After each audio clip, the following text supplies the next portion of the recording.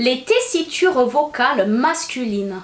En premier, nous retrouvons la tessiture du ténor qui va être la voix la plus aiguë chez l'homme.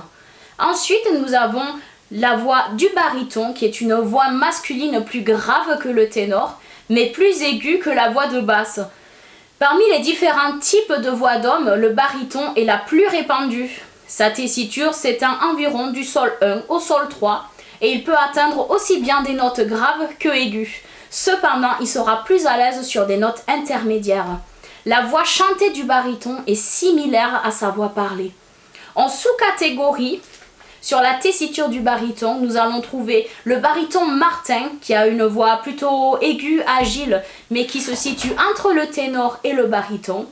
Nous avons également le baryton lyrique qui est la plus répandue, le baryton dramatique qui a une voix profonde et plus grave que le baryton lyrique, le baryton verdi qui est très puissante mais sombre, et le baryton basse qui se situe entre le baryton et la voix basse. Ensuite, nous avons en tessiture vocale masculine la voix de basse. Dans le milieu du chant, la basse est le type de voix le plus grave qui existe. L'amplitude basse s'étend environ entre le Mi1 et le Mi3. Quand une basse chante, on pourrait presque ressentir les vibrations. Et souvent, les acteurs ont un rôle de sage dans les comédies musicales. La voix de basse est très puissante.